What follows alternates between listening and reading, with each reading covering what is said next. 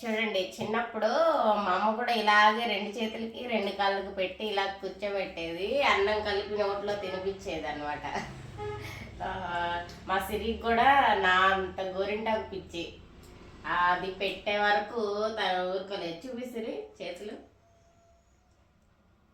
షన్నని చూపి, షన్నని ఇది కూడా చూపించు. షన్న అటువైపు ఇలా చూపించు.